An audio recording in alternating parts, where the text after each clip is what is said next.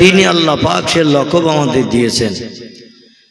পৃথিবীতে যত সৃষ্টি বাস করে সব সৃষ্টির থেকে আমরা সেরা না নিকৃষ্ট? আমরা সেরা। তো সেরা হিসাবে সেরার মর্যাদা দিতে হবে। গরু দেখবেন হুম্বা হুম্বা করে ডাকে, ছাগল প্যাঁ প্যাঁ করে ডাকে, বিড়াল ম্যাও ম্যাও করে ডাকে, পাখিরা কিচিরমিচির করে, ঠিক কিনা? আর আমরা আল্লাহর নামের আওয়াজ এত সুন্দর করে তুলি, পৃথিবীতে আর কোনো সৃষ্টি আমাদের সঙ্গে পাল্লা দিয়ে জয়ী হতে পারে না। তাই সেই আল্লাহর নামের আওয়াজ আপনারা একটু জোরে উচ্চ রবে তুলবেন। আমি একটু তাকবীর ধ্বনি দেই। নারায়ে তাকবীর, নারায়ে তাকবীর।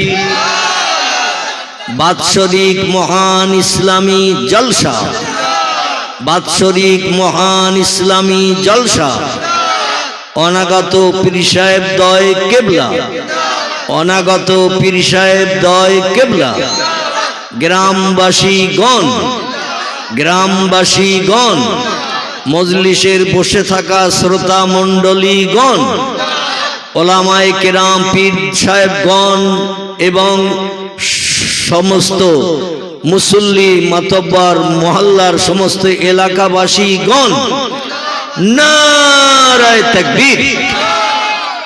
আলহামদুলিল্লাহ। যারা আশেপাশে রাস্তায় ইতিবিক্ষিপ্ত ঘুরে বেড়াচ্ছেন এবং লাল হলুদের পিছনে পিছনে ঘুরিয়ে গন্ধ শুকছেন, আমি সকলের কাছে অনুরোধ রাখব, আজকের এটা মেলা বানানো হয় নাই, পেজি ফুরুলি পাপড় বাদাম ভাজার ফুচকা খাওয়ার দিন নয়। আজকের দিনটি হলো আল্লাহর আসমানি কোরআনের আলোচনা শ্রবণ করা, প্রিয় নবী মোহাম্মদ রসুল্লাহ জবানি মোবারক শ্রবণ করে সে মতো কবরে যাওয়া পর্যন্ত আমল করে চলা, ঠিক কি না? এই জন্যই সুন্দর পরিবেশ বেহেশতের বাগান বানানো হয়েছে। আমরা সকলে সেই বাগানের দিকে দৃষ্টি নিক্ষেপ করে বাগানের মর্যাদার দিকে লক্ষ্য করে হাঁটি হাঁটি পায়ে সকলে মজলিস শেষে বসি। আমি ওই লোকটাকে আসতে বলবো না যে লোকটা মরবে না। কি বললাম? যে লোকটা মরবে না, কবরে যাবে না, তার মজলিসে আসার দরকার নাই। আচ্ছা, হাত তুলে দেখাতে পারবেন যে হুজুর আমার মরণ হবে না? কি দেখাতে পারবেন কেউ যে আজরাইল আমার চিনবে না আর আমার মরণ করতে আজরাইল আসবে না? এরকম কোনো ব্যক্তি যদি থাকেন তাহলে তার মজলিসে আসতে হবে না, কারণ পরকালে কোনো ভয় তার নাই। মরবে না তো ভয় কি? না মরলে তো জাহান্নামে যেতে হবে না। তা আছে নাকি এরকম কেউ? নেই। আলহামদুলিল্লাহ। তাহলে সবার যদি মরণ হয়, দুনিয়া চিরস্থায়ী বসবাসের জায়গা নয়, আর দুনিয়া মাজরাতুল আখেরা, দুনিয়া হলো পরকালের শস্যক্ষেত্র। এখান থেকে কিছু ফসল ফলাতে হবে, পরকালে জান্নাতের ভিতরে যে কোটি কোটি বছরের লম্বা দিন সুখ ভোগ করার, ফসল ভাঙিয়ে খাওয়ার সুযোগ হবে। সকলে বলুন আমিন। এই জন্য আমি সকল যুবক ভাইদের কাছে অনুরোধ রাখছি, লাল হলুদের পিছনে ঘুরে ঘুরে আর গন্ধ শুকবেন না, ইবলিস শয়তানের প্ররোচনার ফাঁদে পা দেবেন না। আপনাদের গ্রামে জলসা, অক্লান্ত পরিশ্রম করেছেন, হাড় ভাঙা খাটনি কেটেছেন, সুন্দর পরিবেশ বানিয়েছেন। পরিবেশের সৌন্দর্য হলো মানুষ, ঠিক না ভুল? এই পরিবেশের সৌন্দর্য হলো মানুষ। এই জন্য সকলে এই মজলিসে ভরাট বেঁধে মৌচাকের মৌপোকার মতো এসে বসে যান। আলহামদুলিল্লাহ, আলহামদুলিল্লাহিল্লাযী হাদানা লিহাযা ওয়া মা কুন্না লাউলা আন হাদানাল্লাহ ওয়া আশহাদু আল্লা ইলাহা ইল্লাল্লাহু ওয়াহদাহু লা শারীকা লাহু শাহাদাতান মান আমানা বিল্লাহি ওয়া কাফারা বিজিবতি ওয়াত তাগুত واشهد أن سيدنا ونبينا وشفيعنا وحبيبنا وسندنا ومولانا محمدا صلى الله عليه وسلم عبده ورسوله نبي المكارم الأخلاق الموصوف وبالكمال الأوصاف المنعوت فقد قال الله تعالى في كلامه المجيد وفي الفرقانه الحميد أعوذ بالله من الشيطان الرجيم بسم الله الرحمن الرحيم هو الذي خلق لكم ما في الأرض جميعا وقال الله تعالى في آية أخرى إنما أمره إذا أراد شيئا أن يقول له كن فيكون গলা ছেড়ে প্রাণ খুলে উচ্চ রবে আওয়াজ তুলে বলুন আল্লাহু আকবার। এই বাচ্চারা তোমরা একটু জোরে আওয়াজ তোলো বাবা, তোমাদের এখনো ফেস্টিস টেস্টিস হয়নি, মান সম্মান যাবে না, আত্মসম্মানে বাধা পাবে না। তোমরা যখন চাচা দাদার মতো বড় হবে, 35, 40, 45 বছর বয়স হবে, তখন আর বলতে হবে না, চুপ করে থাকবা। এখন একটু ছোট আসো, এতে পেস্টিস টেস্টিস আত্মসম্মান মর্যাদার কোনো লাঘব হবে না। তোমরা একটু জোরে আওয়াজ তুললে চাচা দাদাদের একটু ঠোঁট নড়বে। এ ঠিক বললাম না ভুল বললাম? কারণ বাচ্চারা যখন জোরে আওয়াজ দিচ্ছে আমরা চুপ করি, কি করে থাকি? আল্লাহর নামের আওয়াজ তুলতে আপত্তি আছে কার কার? একটু হাত তোলেন তো দেখি। কারণ নেই? আল্লাহু আকবার। আর আল্লাহর নামের আওয়াজ তুলতে আপত্তি থাকাও মানুষের জন্য উচিত নয়, ঠিক কি না? যে আল্লাহ এই পৃথিবীতে সব সৃষ্টি সেরা করে মানুষকে বানিয়েছেন, মানুষ সেরার মর্যাদা যদি দেয়, তাহলে আল্লাহর নামের আওয়াজ পরিষ্কার করে উচ্চ রবে দিতে আপত্তি থাকা উচিত নয়। এই জন্য আল্লাহ বলছেন সূরা 3-এ, বিসমিল্লাহির রহমানির রহিম, লাকাদ খালাকনাল ইনসানা ফি আহসানি তাকবীম। জোরে বলুন একটু আল্লাহু আকবার। আল্লাহ বললেন 4টি জিনিসের কসম খেয়ে আমি মানুষ শ্রেষ্ঠ ঘোষণা দিলাম। আমরা মাঝে মাঝে মানুষকে বিশ্বাসযোগ্যতার জন্য আমার কথাটা যাতে বিশ্বাস করে, এই জন্য মাঝে মাঝে বলি খোদার কসম। এ বলি না, খোদার কসম বুধবারের দিন 10টার ভিতরে তোর টাকা দেব, খোদার কসম শনিবারের দিন বেলা 11:30টার ভিতরে তোর বাড়ি যাব। এই কিছু বলার আগে যদি কসম খায়, মানুষ কথাটার উপরে বিশ্বাস করে না? করে না? আল্লাহ বলে আমি একটা কসম খেলাম না, 2টি কসম খেলাম না, আমি 4টি জিনিসের কসম খেয়ে বলছি।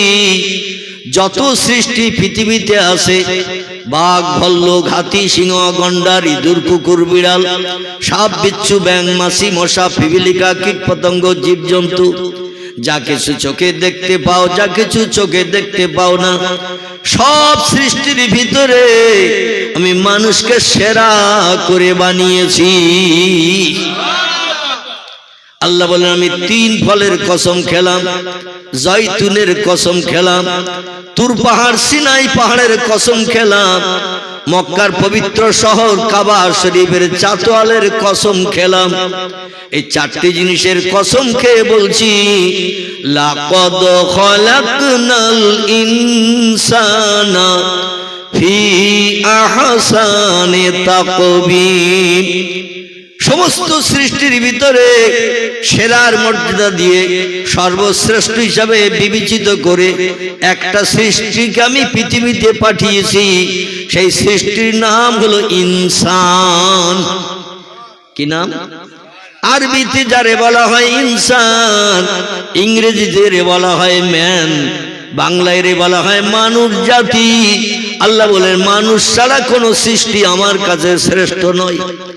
শক্তিতে বেশি হতে পারে বাঘ, শক্তিতে বেশি হতে পারে হাতি, শক্তিতে বেশি হতে পারে জলহস্তি, শক্তিতে বেশি হলো মানুষের ব্রেন, বুদ্ধি, মগজের কাছে সব সৃষ্টি নিকৃষ্ট। ঠিক কি না? এই জন্য আল্লাহ বলছেন মানুষ তোমাদের সেরা করে বানিয়েছি। আর তোমরা যদি আমার নামের আওয়াজ একটু জোরে না তোলো তাহলে সৃষ্টির নিকৃষ্ট হিসাবে বিবেচিত হবে। উলাইকা কাল আনাম, তোমরা চতুষ্পদ জন্তুর সমতুল্য হয়ে যাবে। বাঘের আমার নাম ধরে ডাকে কিন্তু বিকট আওয়াজ করে, গরুর আমার নাম ধরে ডাকে কিন্তু তারা হুম্বা হুম্বা করে, ছাগল আমার নাম ধরে ডাকে কিন্তু তারা প্যাঁ প্যাঁ করে, বিড়াল আমার নাম ধরে ডাকে কিন্তু ম্যাও ম্যাও করে, পাখিরা আমার নাম ধরে জপ করে কিন্তু তারা কিচির মিচির করে। এত সুন্দর আমার নামের আওয়াজ ও মানুষ তোমরা ছাড়া কেউ তুলতে পারে না। আজকের এই মজলিসে আমরা সে আল্লাহর নামের আওয়াজ তুলবো, আপত্তি আছেন কারো? কারো আপত্তি আছে? আচ্ছা, যেখানে তাস খেলা হয় ওখানে কবার আল্লাহু আকবার বলে খেলা শুরু করা হয়?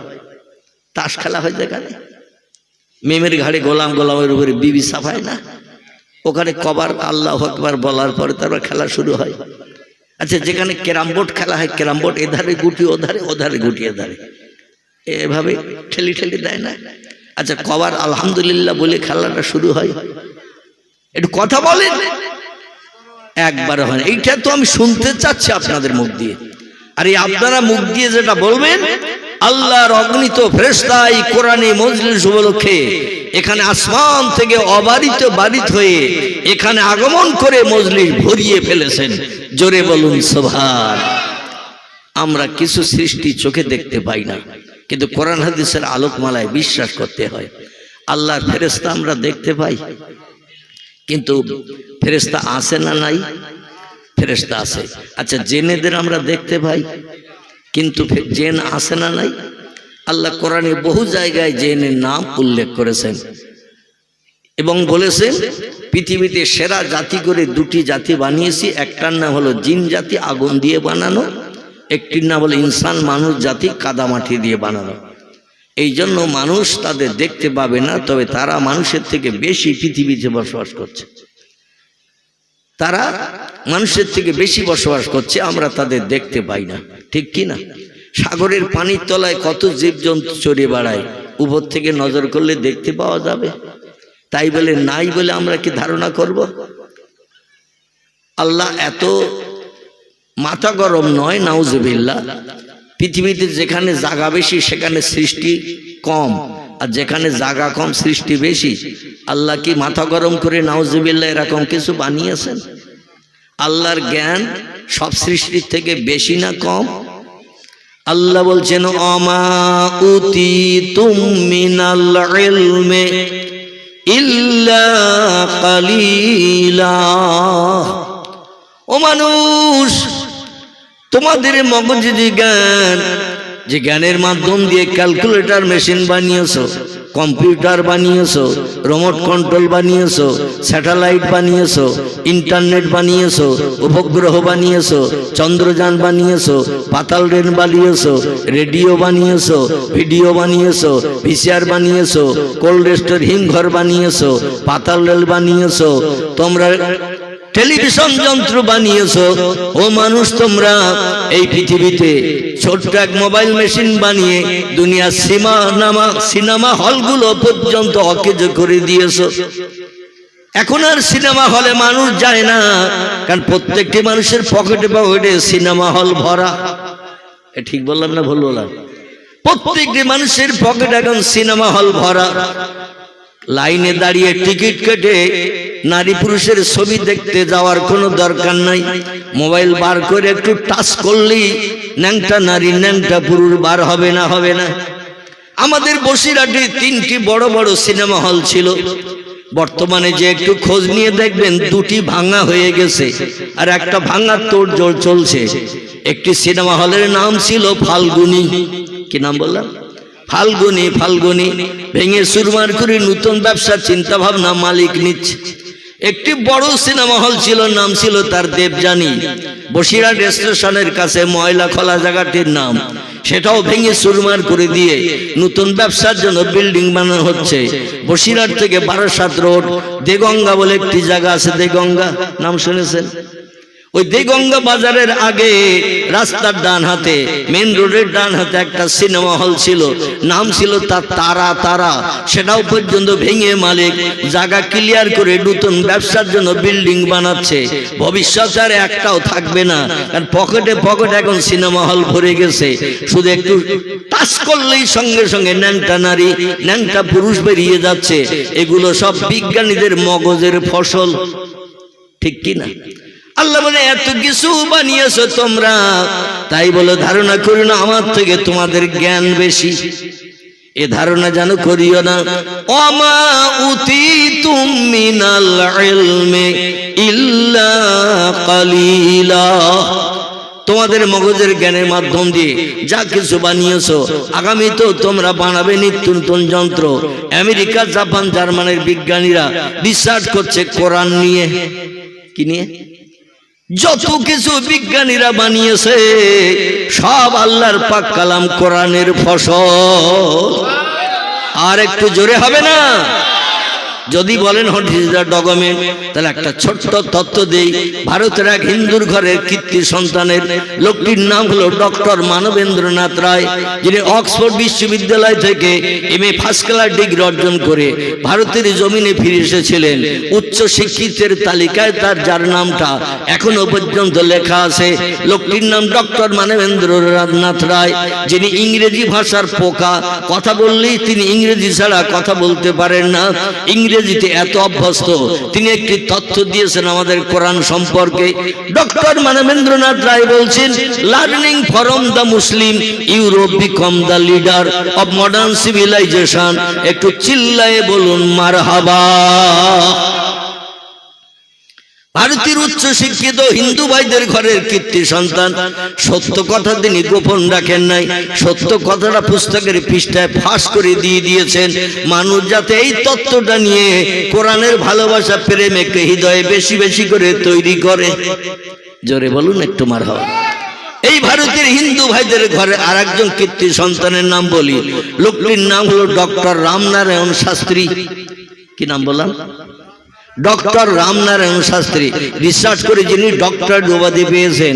আমাদের চাষির ঘরের ছেলে তাঁতি আর কামার কুমোরের ঘরের ছেলেরা এমনি এমনি ডক্টর উপাধি পাবে না। একেবারে হায়ার এডুকেটেড শিক্ষিত হয়ে পরীক্ষা দিয়ে যারা পাশ করে এদের নামের পাশে ডক্টরেট দেয়া হয়। লোকটির নাম ডক্টর রামনারায়ণ শাস্ত্রী। তিনিও কোরআন সম্পর্কে একটা সুন্দর তথ্য দিয়েছেন। তিনি বলছেন, I can sure them that Hindustan will become Islamistan in the near future. Make Hindustan into Islamistan is my message to the Indian Muslims. It is the key to the solution of all Indian ills. একটু জোরে বলুন মারহাবা। আর একজন হিন্দুর নাম কি বলবো? বক্তৃতা লম্বা হয়ে যাবে, বলবো। আর একজন হিন্দুর নাম স্যার রাধাকৃষ্ণ সর্বপল্লী। কি নাম বললাম?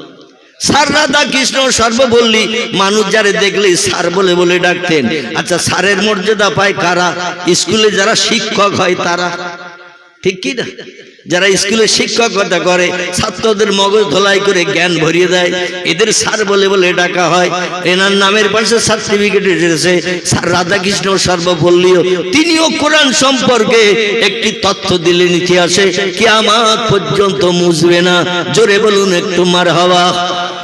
তিনি বলছেন, we can not deny that the conception of brotherhood in Islam transcends all various of race and nationality, a feature which does not character any other religions. চিল্লায় আরেকটু জোরে বলুন মারহাবা। আমার ভাইরা, এভাবে তথ্যগুলো শুনলে কলিজা ঠান্ডা হয়ে যাবে। তবে আমরা তো ইংরেজির পোকা নই, আমরা বাংলার পোকা, ঠিক কি না? এই জন্য ইংরেজিটা একটু বাংলা করে আমাদের মগজে ঢোকাতে হবে। কি বলতে চাইছে উচ্চ শিক্ষিতরা? আসুন এবার আমরা সেখানে যাই। তবে প্রাণ ভরে মোহাব্বত একটু দরুদের নজরানা পয়গম্বর মোহাম্মদ রসুল্লাহর দরবারে জানাই। দরুদ শরীফ পড়তে আপত্তি আছে কার কার? একটু হাত তোলেন। আর আমাদের আহলে সুন্নতুল জামাতের আকীদা বিশ্বাসী মানুষের আপত্তি থাকা উচিত নয়, ঠিক কি না? কারণ যে নবীর সাহায্য ছাড়া জান্নাতে কেউ যেতে পারবে না, সে নবীর সঙ্গে মোহব্বতের উত্তম নমুনা হলো দরুদের তোহফা। জোরে বলুন সুবহান। রাসূল বলছেন, লা ইয়াদখুলুল জান্নাহ, আমি মোহাম্মদ অত সময় পর্যন্ত বেহেশতে ঢুকবো না, হাত্তা ইহা তাকে ওয়ায়ুখরিজু মিনান নার, জাহান্নামের আগুন থেকে ওই লোকটাকে টেনে বার করব যে লোকটি তার সারা জীবনের ভিতরে আল্লাহর নামের সঙ্গে আমার নামটা একবার জিভ দিয়ে ঠোঁট নেড়ে জপ করেছে। জোরে বলুন একটু সুবহানাল্লাহ। সারা জীবনের ভিতরে ঠোঁট নেড়ে জিভ দিয়ে একটাবার আল্লাহর নামের সঙ্গে আমার নামের জপ করেছে। ওয়ায়ুখরিজু মিনান নার, জাহান্নামের আগুন থেকে ওই লোকটারে টেনে বার করে জান্নাতে না ঢোকানো পর্যন্ত আমি মুহাম্মদ রাসূলুল্লাহ লা ইয়াদখুলুল জান্নাহ, আমি বেহেশতের সুখ কোনোদিন উপভোগ করতে দরজা টপকিয়ে ভিতরে ঢুকবো না। নারায়ে তাকবীর। আচ্ছা, রামকৃষ্ণ পরমহংসদেব এই কথা বলেছে যে আমি অত সময় পর্যন্ত স্বর্গে যাব না যত সময় পর্যন্ত দক্ষিণ বনগ্রামের সলিমউদ্দিনের না স্বর্গে না ঢুকবো তত সময় যাব না, এরকম বলেছে। রামকৃষ্ণ পরমহংসদেব বলে নাই, মহাবীর বলে নাই, গুরু নানক বলে নাই, আচার্য কেশবচন্দ্র বলে নাই, মোজেস বলে নাই, আমার ভাইরা যিশু বলে নাই, সক্রেটিস বলে নাই, বালক ব্রহ্মচারী বলে নাই। বর্তমান যুগের বড় নেতা হিসাবে মর্যাদা পেয়েছেন যিনি ধর্মীয় নেতা, নাম হলো তার বাবা রামদেব। কি নাম বললাম? বাবা রামদেব।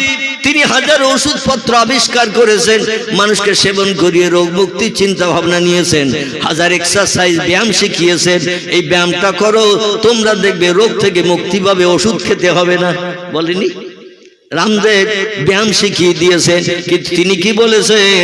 পরকালে যেদিন বিপদে পড়বে, জাহান্নামে ফেরেশতারা গলায় লোহার শিকলের দড়ি পরিয়ে হড় হড় করে টানতে টানতে যখন জাহান্নামে নিক্ষেপ করতে নিয়ে যাবে, আমি তখন তোমাদের সামনে দাঁড়িয়ে যাব এবং তোমাদের স্বর্গে না ঢুকানো পর্যন্ত আমি স্বর্গের অধিবাসী হব না। এরম কথাও কি রামদেব বলেছে? কথা বলে। গুরু নানক কি বলেছে? কেউ বলে নাই। বলেছেন একজন ব্যক্তি, যিনি হলেন মক্কার জ্যোতি, মদিনার বাতি, আব্দুল্লাহর বেটা, মামিনার নয়নের মণি, যার নামের পাশে সার্টিফিকেট দেয়া হয়েছে সাইয়্যিদুল মুরসালিন, খাতামান নবিয়্যিন, এমন করে যার নামের পাশে সার্টিফিকেট দেওয়া হয়েছে রাহমাতাল লিল আলামিন। চিল্লায়ে বলুন একটু সুবহানাল্লাহ। মানুষের জন্য আল্লাহ যাকে রহমত স্বরূপ পৃথিবীতে পাঠিয়েছেন, দয়া দেখাবেন যিনি, বিপদে পাশে দাঁড়াবেন যিনি, অপরের দুঃখে কাঁদবেন যিনি, মানুষের সেবা পরিষেবা দিয়ে মুখে হাসি ফুটাবেন যিনি, তিনি কে? একটু নাম বলেন। তার নাম কি? তার নাম মুহাম্মাদুর রাসূলুল্লাহ সাল্লাল্লাহু আলাইহি ওয়াসাল্লাম। জোরে বলুন একটু সুবহানাল্লাহ।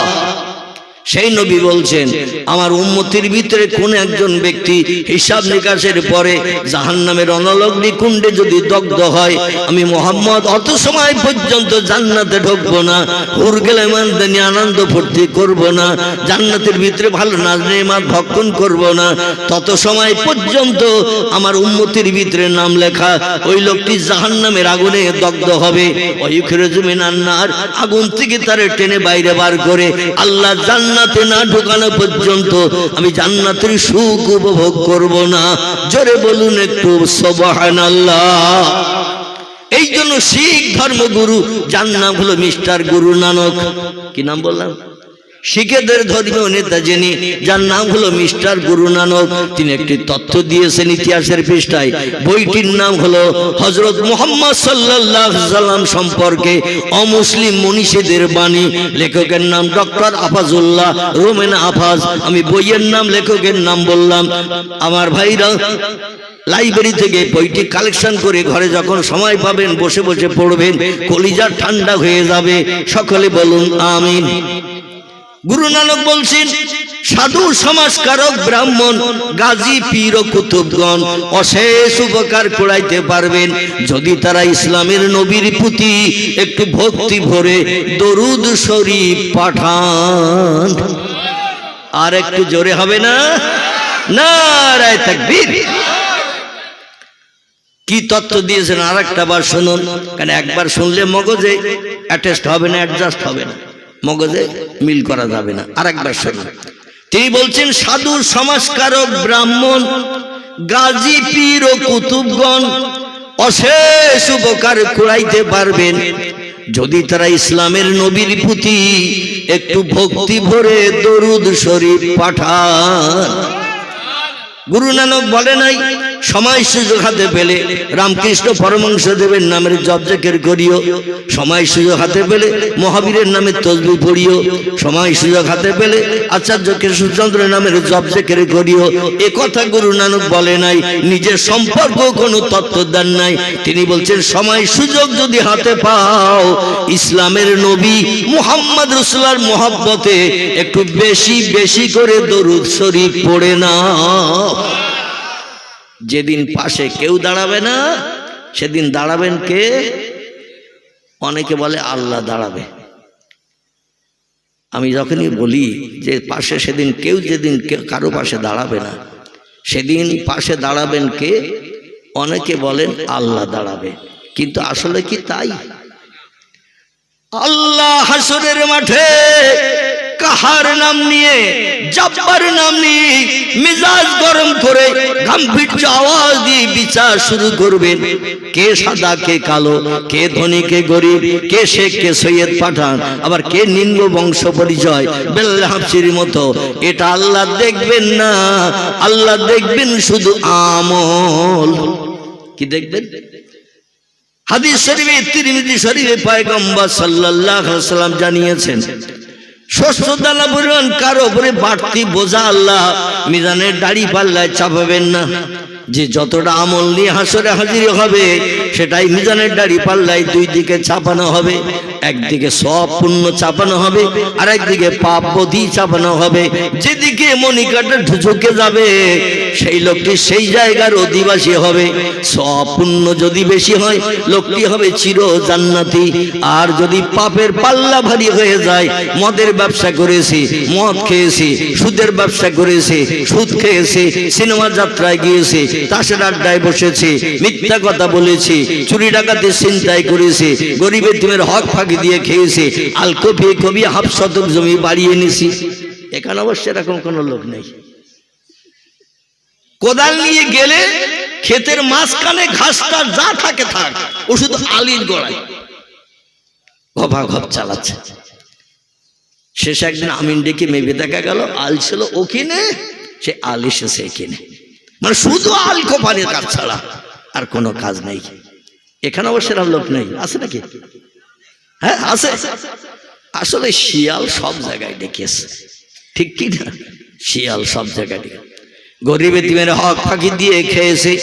বিধবা দরজার কড়া নাড়া দিয়ে রাত 1:30টার সময় দরজায় ঘা দিয়ে দরজা খুলিয়ে জীবন যৌবনের ক্ষুধা নিবৃত্তি করে কিছু টাকার বিনিময়ে নারীর বুকে হাসি ফুটিয়ে ঘরে ফিরে এসেছি। এমন লোক মনে হয় এই গ্রামে নাই, আছে নাকি? স্বামী নাই, বিধবা, 2টো বাচ্চা আছে ছোট ছোট। এইরকম নারী রাতের বেলা ঘুমায় বড় দুশ্চিন্তা নিয়ে। চেহারাটা যদি দেখতে সুন্দরী হয়, 2টো বাচ্চা হয়েছে, তবে চেহারা এখনো ঝটকানি লাইন আসে নাই, এখনো চেহারা দেখতে ভালো, যুবতী মেয়েদের মতো।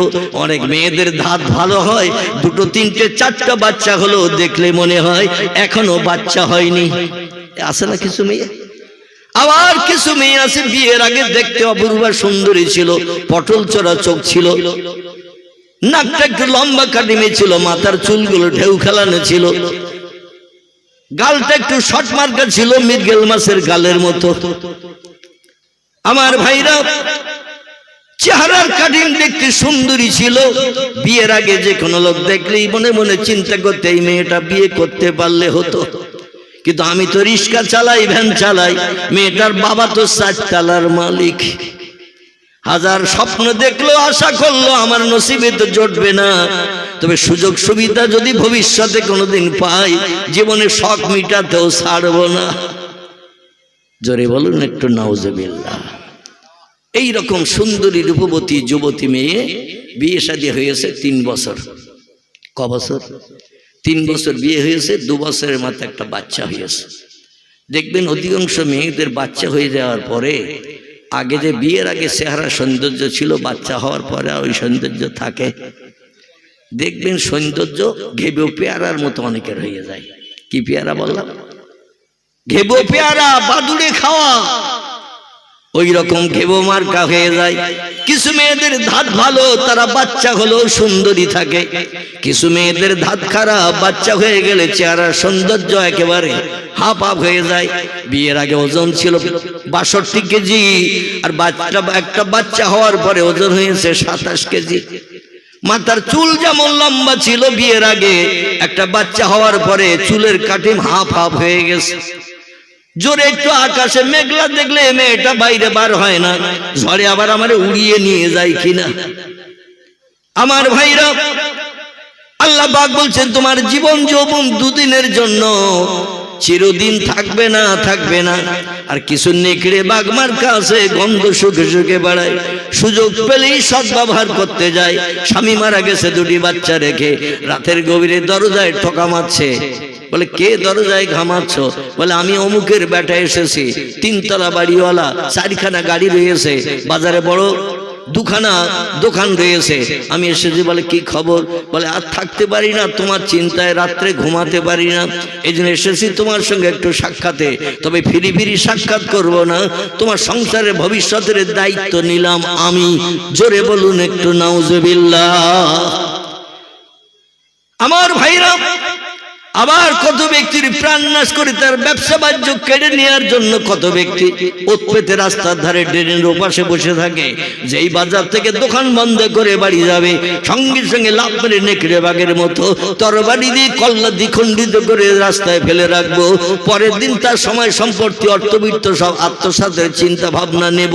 এরকম মানুষ আছে না নাই পৃথিবীতে? এরকম মানুষ আছে।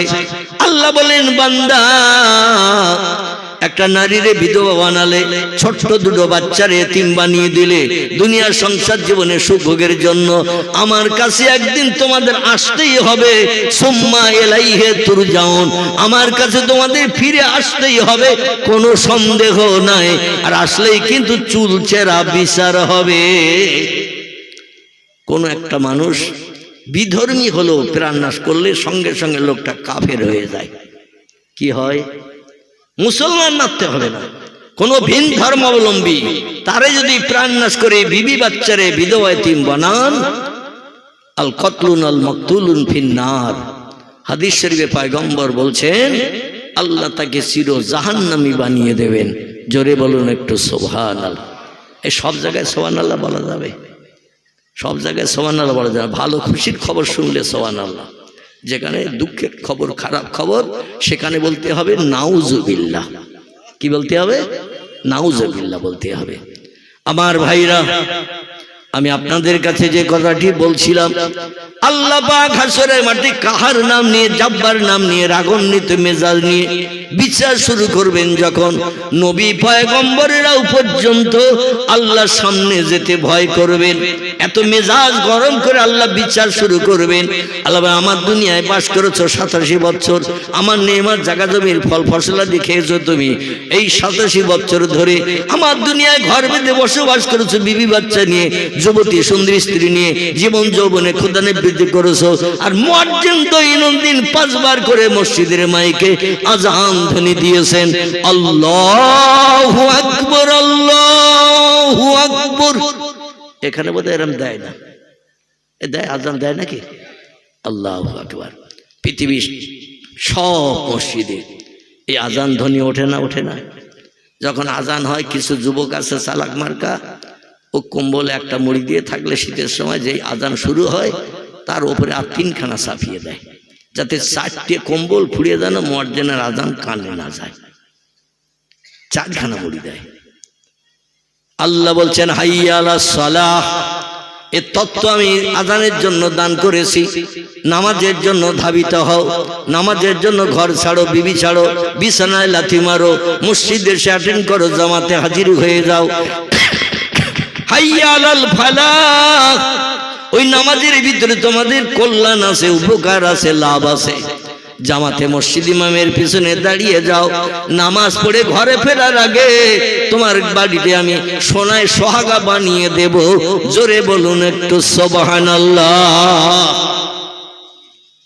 আল্লাহর দুনিয়ায় বাস করব, আল্লাহর নেয়ামত খাবো, আল্লাহর অনুদান বিবি বাচ্চা নিয়ে সংসার জীবনে সুখ ভোগ করবো, আর মুয়াজ্জিনের আযানে কান দেব না। আল্লাহকে হাসরে ছাড়বে বলে মনে হয়? সেই খোদার কসম, আল্লাহ কিন্তু হাসরে ছাড়বেন না, চুলচেরা বিচার করবেন। ওয়াকিমুল ওয়াজনা বিল কিসতি ওয়ালা তুকসিরুল মিজান। আল্লাহ যে শস্য দানা পরিমাণ আমি কাউকে বাড়তি ফ্যাসিলিটি দেব না, আবার শস্য দানা পরিমাণ বাড়তি বিপদও কাউকে ফেলবো না।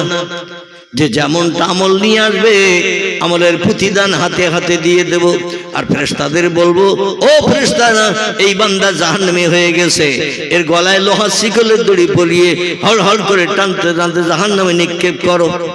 এই বান্দা আমার প্রেমিক বান্দা সাব্যস্ত হয়েছে, নামাজ কাজা করেনি, বছরে 1 মাস রমজানের রোজা দাঁতে দড়ি দিয়ে থেকেছে, বিকালবেলা পিপাসায় কাতর হয়েছে, জীবন যায় যায়, তবু 1 ফোঁটা পানি জিভে লাগায়নি।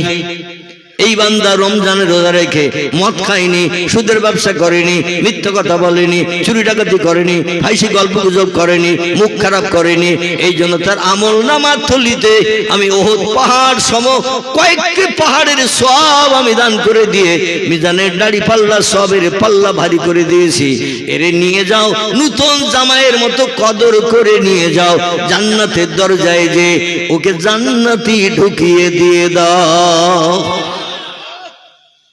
কেউ যাবেন জান্নাতে, কেউ যাবেন জাহান্নামে।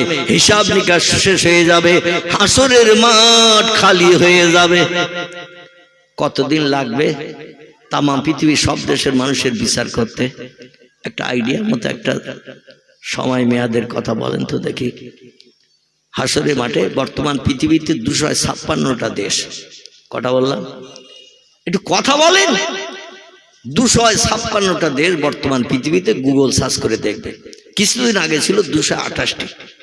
এখন বড় বড় ধনিক দেশ যারা অগ্নি অস্ত্রে এখন উচ্চ র্যাঙ্কে উঠেছে, এরা ছোট ছোট দেশের উপরে অত্যাচার উৎপীড়ন করে দেশগুলো দখল করে নিয়ে নিজেদের আন্ডারে নিয়ে নতুন নতুন নামকরণ করে দিচ্ছে, যার কারণে 228 থেকে 256টা হয়ে গেছে। তাম পৃথিবীতে মানুষের সংখ্যা বর্তমান বেঁচে থাকা 850 কোটি। কথা বললাম? 850 কোটি। বিজ্ঞানীরা এত উন্নত, এরা সব তথ্য এখন গুগলে ভরে দিয়ে দিয়েছে। আপনার আর বইপত্র ঘেঁটতে হবে না, খুঁজতে হবে না, গুগল সার্চ করলেই পেয়ে যাবেন। তাই বলে কি বিজ্ঞানীরা সব থেকে সেরা জ্ঞানী? বিজ্ঞানীরা সেরা জ্ঞানী?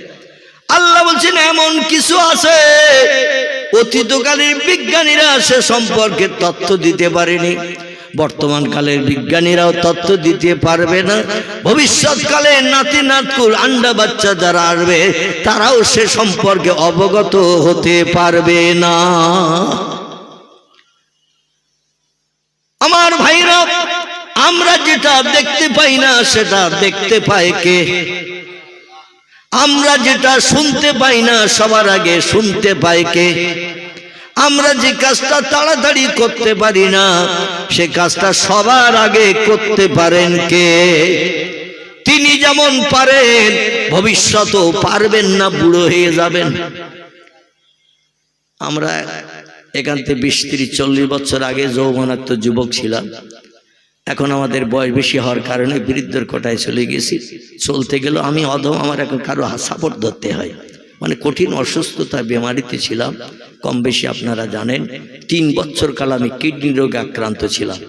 আমার পেটের 2টি কিডনি ড্যামেজ হয়ে গিয়েছিল। তারপরে 2.5 বছর ডায়ালিসিসের পরে আবার একজনের কাছ থেকে একটা কিডনি নিয়ে ট্রান্সপ্লান্ট করে আমার পেটে জোড়া হয়েছে আম গাছের কলমের মতো। এখন বর্তমানে আমার পেটে কিডনি একটা, আপনাদের সবার 2টো করে দিয়েছে। তো আমি কিডনি ট্রান্সপ্লান্টের পর গত 2024 18 জানুয়ারি আমার কিডনি ট্রান্সপ্লান্ট হয়েছিল কলকাতা আর.এন. টেগর হসপিটাল, দেবী শেঠি নাম যা শুনেছেন, এনার হসপিটাল। তো সেখান থেকে 1 বছরের মতো ঘরের ভিতরে আবদ্ধ ছিলাম। আমার পেশাব ঘর আলাদা, পায়খানা জায়গা আলাদা, খাওয়ার গ্লাস আলাদা, বাটি আলাদা, থালা আলাদা। আমার জিনিসে কেউ হাত দিতে পারত না, ইনফেকশন হওয়ার ভয়।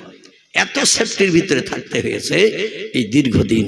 থাকার পরে গত কার্তিকের 2 তারিখ থেকে একটু টুকটাক বাইরে বেরিয়েছি, শরীরের স্বাভাবিকতা দেখে, সুস্থতা দেখে বেরিয়েছি। তাই প্রতিদিন প্রোগ্রাম করি না, 2 দিন 4 দিন 5 দিন 6 দিন অন্তর, কিংবা পরস্পর 2 দিন এরকম প্রোগ্রাম করি আমি। আর যেটা আমি আপনাদের কাছে বলতে চাচ্ছি সেটি হলো এই, আল্লাহ পাক রব্বুল আলামিন আমার হায়াত বয়স দেখতে দেখতে 64-র উপরে হয়ে গেছে।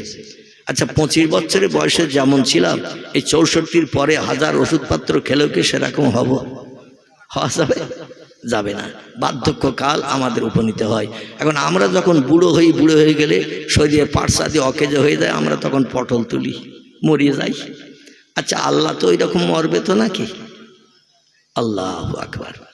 আল্লাহ বলছেন আল্লাহু হাইয়ুন কাইয়ুম, আমি অতীতে যেমন ছিলাম বর্তমানে তেমন আছি, ভবিষ্যতেও তেমন থাকবো। আল্লাহু লা ইয়ামুত, সব সৃষ্টির মরণ হবে, কিন্তু আমি আল্লাহ, আমার কোনোদিন মরণ হবে না। পূর্বে যেমন ছিলাম বর্তমানে তেমন আছি, ভবিষ্যতেও তেমন থাকবো। তোরা বুড়ো হবি, মরবি, তার বিশেষ কয়েকটি কারণ আছে। তোদের খাওয়ার দরকার হয়, পেশাবের দরকার হয়, পায়খানার দরকার হয়, ঘুমানোর দরকার হয়, হয় না? হয় না? মানুষ তোমাদের খাওয়ার দরকার হয়, পেশাবের দরকার হয়, পায়খানার দরকার হয়, ঘুমানোর দরকার হয়, কাজ কর্ম করলে রেস্ট নিয়ে বিশ্রাম নেওয়ার দরকার হয়। আল্লাহ বলছেন লা তাখুযুহু সিনাতু ওয়ালা নাউম, আমার জীবনে কোনোদিন ঘুম লাগে না, ইচ্ছা করেও কোনোদিন ঘুমাই না। আমি আল্লাহ কোনোদিন জ্বর, সর্দি, জ্বর, কাশিতে ভুগি না, আমার কোনো রোগ বেমারি হয় না। এই জন্য আমি আগে ছিলাম যেমন, এখনো আছি তেমন, ভবিষ্যতেও থাকবো তেমন, আমার কোনো পরিবর্তন নাই। জোরে বলুন একটু আল্লাহু আকবার। আমার ভাইরা, সেদিন আল্লাহ পর্যন্ত কাহারার জব্বার নাম নিয়ে মেজাজ গরম করে হাসরের মাঠে হিসাব নিকাশ করবেন পৃথিবীর সব দেশের মানুষের। বর্তমান প্রযুক্তি যুগের বিজ্ঞানীদের যদি বলা হয় কত মানুষ মারা গেছে এই পর্যন্ত একটু তথ্য দাও, বিজ্ঞানীরা এতেকাপ করবে না? করবে না? একটু কথা বলে। এতেকাপ করবে। এতেকাপের বাংলা নাম হলো জবান বন্ধ করা, কথাবার্তা না বলা, এর নাম হলো এতেকাপ। বিজ্ঞানীরা এতেকাপের নিয়ত করবে, কত মানুষ মারা গেছে বলতে পারবো না।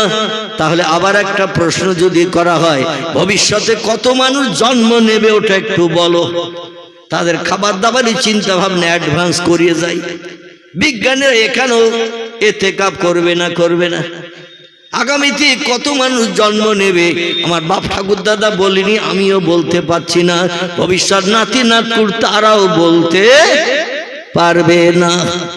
তবে বিজ্ঞানীদের জিজ্ঞাসা করলে ওরা বলে দেবে বর্তমান তাম পৃথিবীতে বেঁচে থাকা মানুষের সংখ্যা 850 কোটির মতো।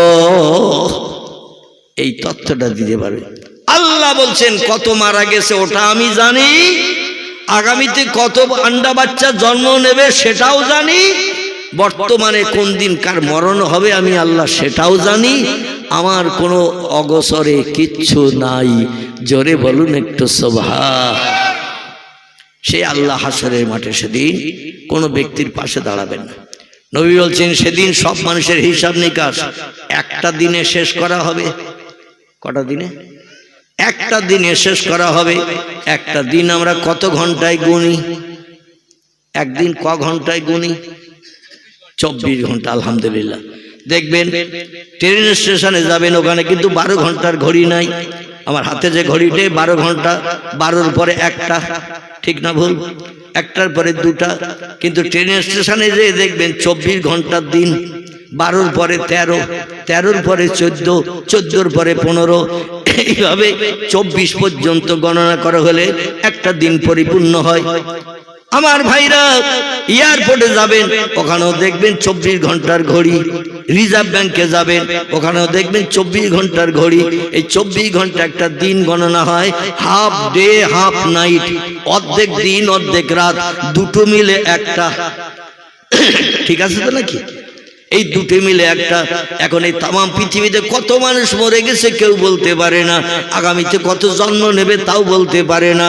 বর্তমানে আছে 850 কোটির মতো, তাই বলে। এই সব মানুষের হিসাব নিকাশ, চুলচেরা বিচার একদিনে কি সম্ভব? কথা বলেন, একদিনে কি সম্ভব? আল্লাহর কাছে সম্ভব। Yes, correct. কথাটাই একেবারে বাস্তব সত্য তথ্য। আমাদের কাছে যেটা অসম্ভব আল্লাহর কাছে সেটা সম্ভব।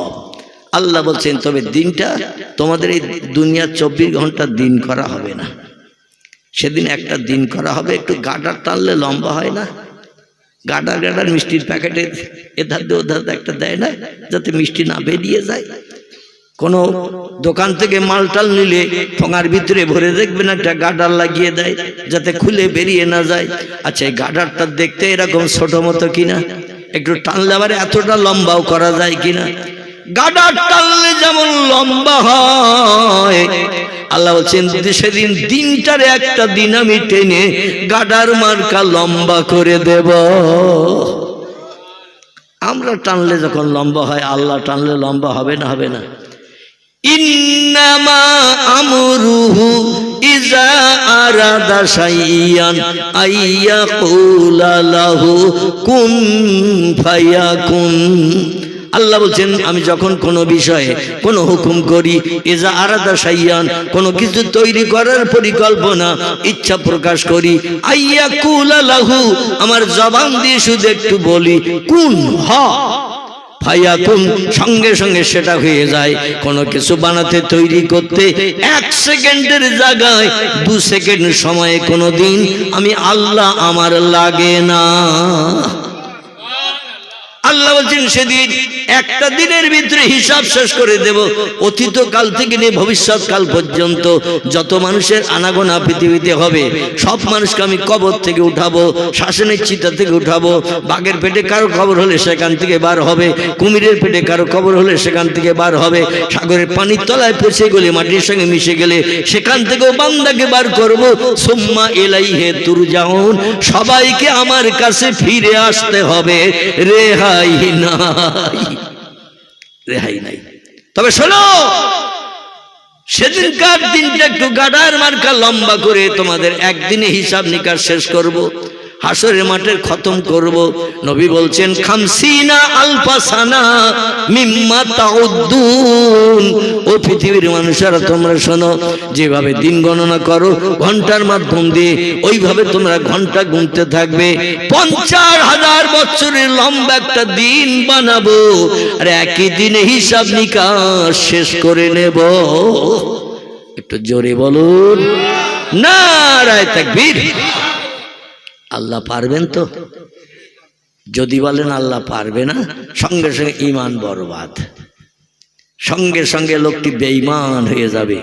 এরে আবার নতুন করে মুসলমান হতে গেলে একে তওবা করতে হবে এবং কলেমায় রদ্দে কুফর পড়তে হবে।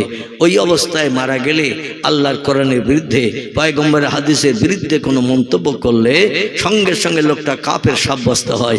কেতাবের নাম হলো ফতোয়ার কেতাব হেদায়া। কেতাবের নাম ফতোয়ায়ে দুররে মুহতার, কেতাবের নাম ফতোয়ায়ে মুহিত, কেতাবের নাম ফতোয়ায়ে কাজী খান, কেতাবের নাম ফতোয়ায়ে শামী। বিখ্যাত বিখ্যাত ফতোয়ার কেতাবে লেখকের একমত হয়ে লিখেছেন, আল্লাহর কোরআন সম্পর্কে যদি কোনো ভুল ধারণা কেউ করে, পয়গম্বর মুহাম্মদ রাসূলুল্লাহ জবানী সম্পর্কে কোনো ব্যক্তি যদি বিরূপ মন্তব্য করে, লোকটি আর মুসলমান থাকবে না, সঙ্গে সঙ্গে কাফেরে পরিণত হবে। আপনাদের কাছে জিজ্ঞাসাবাদ করি, কাফেরের ঠিকানা কোথায় হবে? আল্লাহু আকবার। আল্লাহ কোরআনে সূরা বাকারায় তথ্য কোট করে দিয়েছেন আমাদের মগজ সাফ করার জন্য। বিসমিল্লাহির রহমানির রহিম। ইন্নাল্লাযীনা কাফারু ওয়া কাযযাবু বিআয়াতিনা উলাইকা আসহাবুন নারি হুম ফিহা খালিদুন। জোরে বলুন আল্লাহু আকবার। আবার আল্লাহ বলছেন, জান্নাতীদের মরণের পরে হাসরের মাঠে কি তোহবা গিফট দেয়া হবে ঈমানদারদের জন্য, আমি সেটাও কোরআনে কোট করে দিয়েছি। ইল্লাল্লাযীনা আমানু ওয়া আমিলুস সালিহাতি উলাইকা আসহাবুল জান্নাতি হুম ফিহা খালিদুন। চিল্লায়ে বলেন আল্লাহু আকবার। আল্লাহ বলছেন, যারা আমাকে স্রষ্টা বলে মানবে না, আমি আল্লাহ আমারে না দেখে যারা বিশ্বাস করবে না, যারা বলবে বাদ দাও তো, বিজ্ঞানীরা সব কিছু দেখতে পেল, সব কিছু মানুষকে দেখালো, আমরা এইখানে বসে আছি, আমাদের চোখের সামনে হাজারো ক্ষুদ্র ক্ষুদ্র জীবাণু পয়জান ঘুরে বেড়াচ্ছে, কিন্তু আমরা খালি চোখে দেখতে পাচ্ছি না। দূরবীক্ষণ যন্ত্র চোখে লাগালে দেখবেন সামনে হাজার হাজার গুঁড়ো গুঁড়ো জীবাণু পয়জান ঘুরে বেড়াচ্ছে, যেটা খালি চোখে দেখা যায় না, দূরবীনের মাধ্যম দিয়ে সেটা চোখে দেখা যায়। বিজ্ঞানীরা বলছে গুঁড়ো গুঁড়ো ক্ষুদ্র ক্ষুদ্র জীবাণু পর্যন্ত আই গ্লাসে চোখে দেখতে পেলাম। আর তামাম পৃথিবীর মালিক যদি একজন থাকবে, তার চেহারা না জানি কত লম্বা, কত বড়, কত মোটা হবে, আজ পর্যন্ত আমাদের চোখে দূরবীনেও পর্যন্ত ধরা পড়লো না। এই জন্য আমরা একমত হয়ে বলছি, there is no God, Allah is nothing. স্রষ্টা বলতে কেউ নেই, প্রভু বলতে কেউ নেই। পৃথিবী প্রাকৃতিক নিয়মে চলছে আর চলবে, এর পরিচালনার মালিক টালিক কেউ নেই। একটু জোরে বলুন নাউজুবিল্লাহ। আছে না কিছু এই দলের মানুষ, কিছু আছে এই দলের মানুষ এখনো পর্যন্ত স্রষ্টা মানতে চায় না। আল্লাহ বলছেন, আমারে দেখতে পাবে না, লা তুদরিকুল আবসার, তোমাদের চামড়ার চোখে আমার চেহারা তোমরা দেখতে পাবে না, কারণ আমার চেহারার জ্যোতি নূর এত উজ্জ্বল, এত বেশি। আমি পৃথিবীতে নজির দেখিয়েছি আমার একজন পয়গম্বরকে দিয়ে। পয়গম্বরের বাবার নাম ছিল ইমরান, পয়গম্বরের নাম ছিল মুসা কালিমুল্লাহ। শুনেছেন নাম? এই মুসা কালিমুল্লাহর বাবার নাম ছিল ইমরান ইবনে মুসা, মুসা ইবনে ইমরান, ইমরানের বেটা মুসা। মুসা বলছেন, আল্লাহ প্রায় সমস্যা সমাধানের জন্য মিশর থেকে মাদানের দেশের এই পাহাড়ের মাথায় না উঠলে তোমার সঙ্গে কথা হয় না। পৃথিবীতে প্রথম মোবাইল মেশিন ব্যবহার করেছিলেন যিনি, ওয়্যারলেস টেলিফোন ব্যবহার পৃথিবীতে করে দূরের খবর ঘরে বসে বসে পেয়েছিলেন যিনি, তার নাম হলো মুসা কালিমুল্লাহ। মুসা নবীর আগে টেলিফোন যন্ত্র কেউ বানায়নি, কেউ ব্যবহার করেনি। এখান থেকে দেখতে দেখতে ৪৫০০ বছর আগের কথা।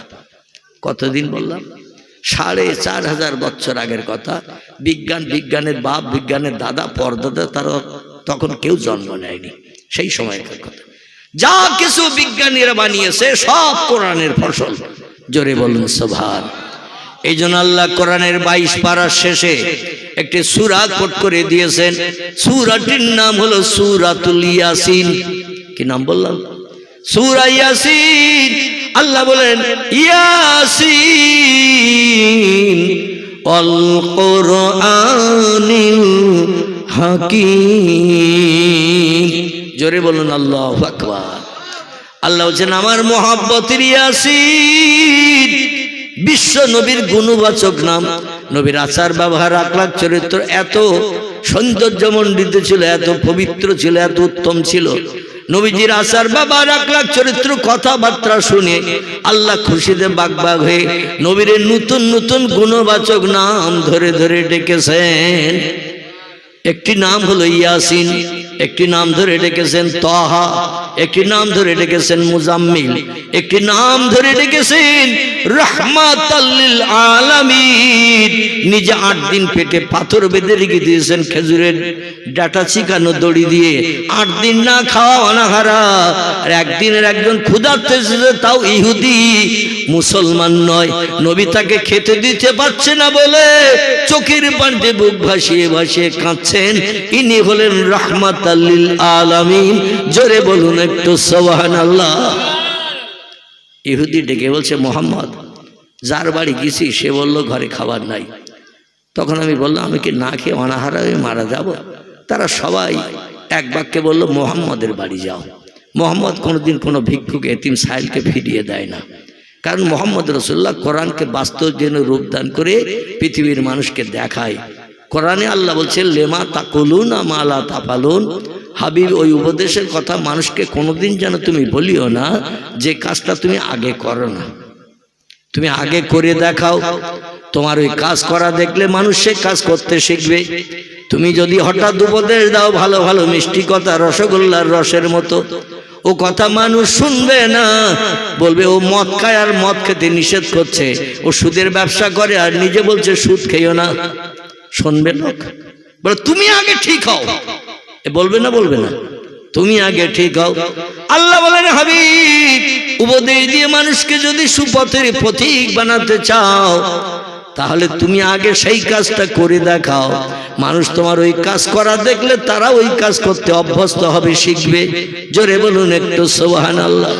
পয়গম্বর মুহাম্মদ রাসূলুল্লাহ আল্লাহর কোরআনকে বাস্তব জীবনে রূপদান করে চলতেন। আল্লাহ কোরআনে বলেছেন, ও দুনিয়ার মানুষ তোমরা শোনো, ফাম্মা সাইলা ফালা তানহার। তোমার ঘরে যদি কোনো ভিক্ষুক এতিম সাইল যায়, কিছু না খাইয়ে যেন তারে ফিরিও না, কিছু না দিয়ে যেন ফিরিও না। তার মুখে হাসি ফুটাও। কোনো খাবার যদি না থাকে, 1 গ্লাস ঠান্ডা পানিও তার হাতে তুলে দাও। আল্লাহ বলছেন, যদি এই দায়িত্বটা পালন করতে পারো, ও আম্মা বিনিমাতি রব্বিকা ফাহাদ্দিস। হাসরের মাঠে যেদিন কেউ কারো পাশে দাঁড়াবে না, কেউ কারো দিকে ফিরেও থাকবে না, সেদিন আমি আল্লাহ আমার জান্নাতের নেয়ামত তোমারে ভরে দেব। 50,000 বছর লম্বা দিন পিপাসা নিবৃত্তির জন্য জান্নাতের খাবার দিয়ে কলিজা ঠান্ডা করে দেব, পেট ভর্তি করে। যে খাবারে, একটা খাবারে 100 বার কামড় দিলে 100 রকম ফলের আস্বাদ তুমি পেয়ে যাবে। দুনিয়ার ন্যাংরা আম যদি খান, হিমসাগরের আস্বাদ পাওয়া যাবে তো। দুনিয়ার আঙুর যদি খান, জামের স্বাদ পাওয়া যাবে তো। জাম আর আঙুর প্রায় একই রকম দেখতে। দুনিয়ায় আপেল যদি খান, তো আপনি পেয়ারার স্বাদ পাবেন তো? পাওয়া যাবে না। দুনিয়ার আনারস যদি খান, একই রকম দেখতে, কাঁঠালের কালারটা প্রায় একই রকম। তো আনারস খেলে কাঁঠালের স্বাদ পাওয়া যাবে? আল্লাহ বলছেন, পৃথিবীতে একটা ফলের 1 রকম স্বাদ, কিন্তু আমার জান্নাতে যে নেয়ামতগুলো বানিয়ে রেখেছি, একটু একটু করে যদি একটা ফলে 100 বার কামড় দাও, 100 রকম ফলের আস্বাদ তোমার জিভে পাবে। জোরে বলুন সুবহান। এই ফলের স্বাদ যদি পেতে চাও, হাসরের মাঠে যেদিন কেউ কারো পাশে দাঁড়াবে না, ইয়াউমা ইয়াফিরুল মারু মিন আখিহি ওয়া উম্মিহি ওয়া আবিহি ওয়া সাহিবাতিহি ওয়া বানিহি ওয়াল আখির। জোরে বলুন একটু আল্লাহু আকবার। আল্লাহ বলছেন, সেদিনে হাসরের মাঠে তোমাদের সবাইকে যেদিন হাজির করব, বাপ ছেলেরে চিনবে না,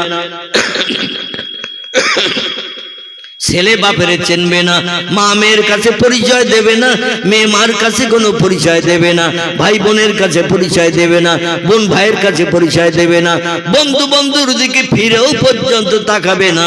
সেদিন এই মানুষের বিপদে হাসরের মাঠে একজন ব্যক্তি মানুষের পাশে দাঁড়াবেন, তিনি হলেন সাইয়্যিদুল আম্বিয়া, রাহমাতাল লিল আলামিন, খাতামান নবিয়্যিন, শাফিয়াল মুজনাবিন, রাহিতুল আশিকিন, মুরাদিল মুশতাকিন, সিরাজ রিয়াজুস সালিকিন, মিসবাহুল মুকাররাবিন, জাদ্দিল হাসান আল হুসাইন, আবুল কাসিম মুহাম্মাদুর রাসূলুল্লাহ।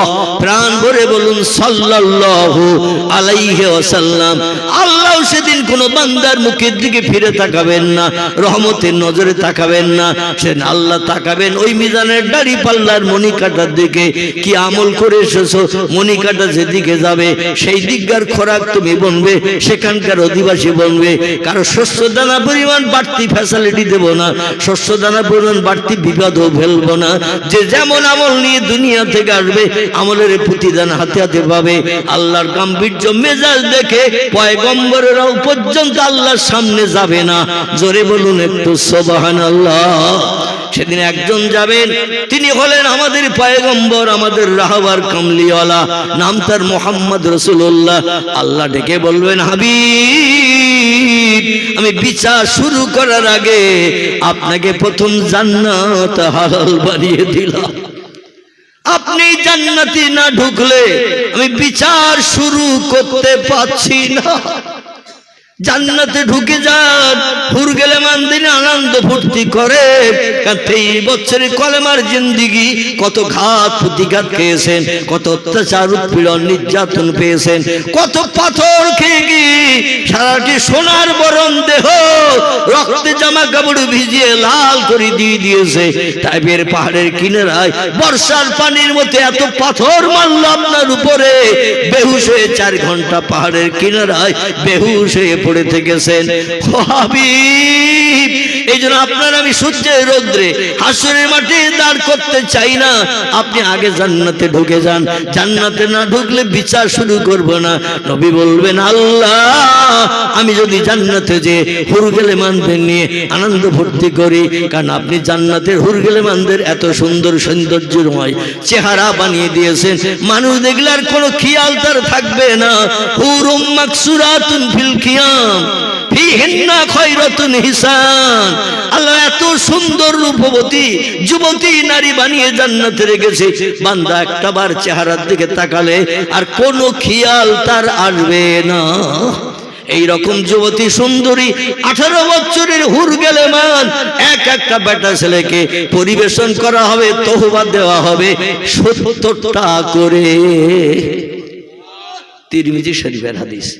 ইমাম আবু ঈসা তিরমিজি রাহমাতুল্লাহ নবীজির জবানে লিপিবদ্ধ করেছেন পবিত্র তিরমিজি শরীফে। একটা বেটা ছেলে সেবা যত্নের জন্য, পরিষেবা দেওয়ার জন্য 18 বছরের সুন্দরী যুবতী হুরগেলেমান বরাদ্দ হবে 70টা। কটা?